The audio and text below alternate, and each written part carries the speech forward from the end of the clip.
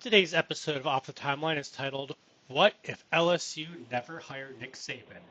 The alternate timeline that rewired college football, 2000 to 2025. In the year 2000, LSU stood at a crossroads. They were talented.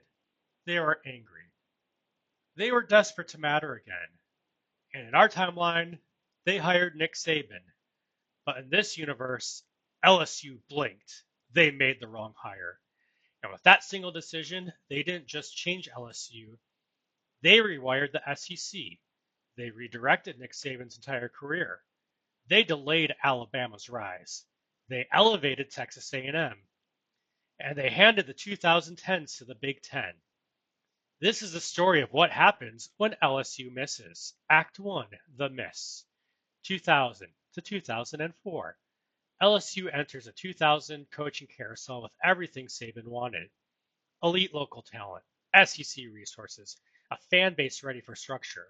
But instead of betting on process, LSU panics. They make a disastrous hire.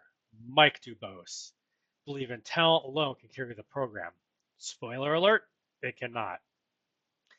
LSU results from 2000 to 2002 include inconsistent offenses, defensive regression, locker room instability, no identity.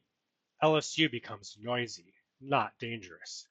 By 2003, the damage is already done because Nick Saban is gone. Act 2, What About Nick Saban?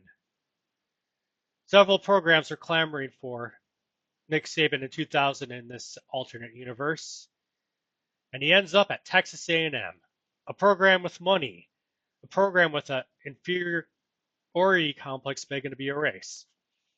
Here, Texas A&M hires Nick Saban in 2000, and college football quietly tilts. Act 3, The Saban Effect, 2000 to 2006. Nick Saban doesn't turn Texas A&M flashy, he turns them inevitable. Texas A&M under Saban. Recruiting becomes ruthless. Defense becomes non-negotiable. Big 12 offenses stop coasting. In 2001, they get double-digit wins. 2002, a Big 12 title. 2003, a national title appearance. 2004 to 2005, annual top 5 relevance. Texas A&M becomes something it has never been, a national reference point. Meanwhile, LSU watches from the outside. Act 4, LSU's lost window.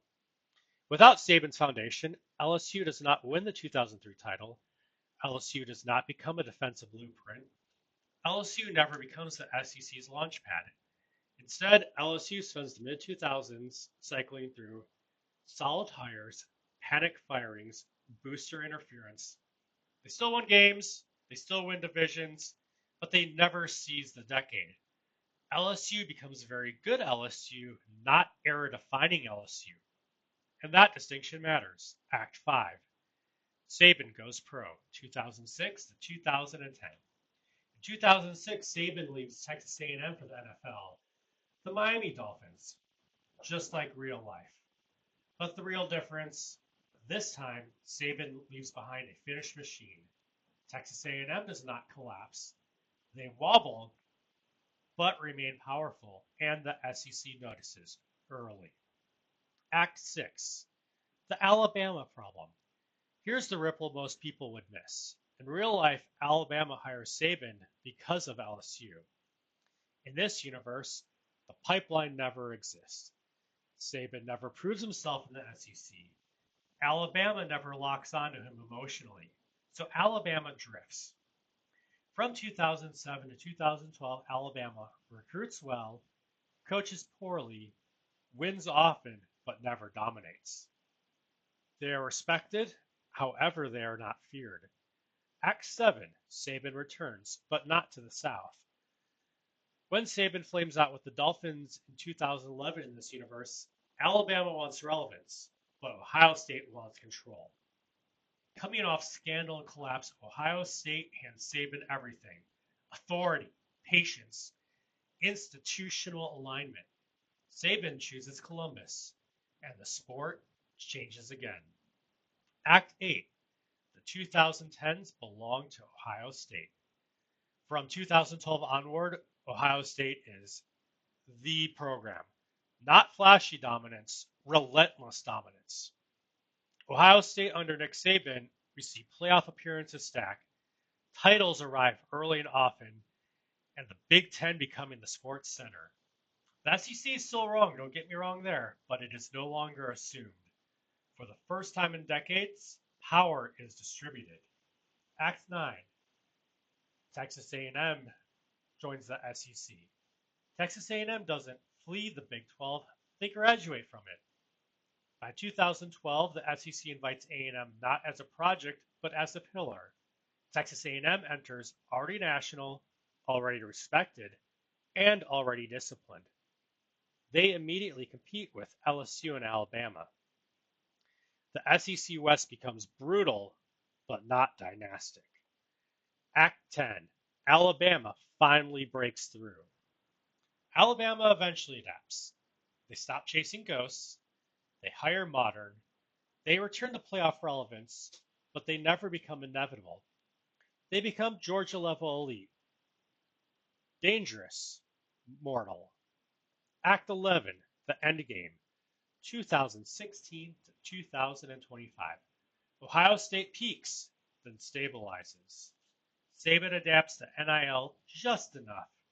He retires in 2023 not as the king of the SEC, but as the coach who proved the SEC was never magic. The SEC does counterpunch structurally. Better TV, better scheduling, better monetization, but supremacy, that never fully returns. All of this happened because in the year 2000, LSU blinked. They didn't just miss a coach, they missed on a decade. They missed on a dynasty. They missed on becoming the axis of college football. And when LSU missed, everybody else moved. If you want the next chapter, who replaces Saban? What does the 2030s look like? Or which modern program is one hire away from repeating LSU's mistake? Hit like, subscribe, and tell me in the comments which program today is standing at LSU's 2000 crossroads.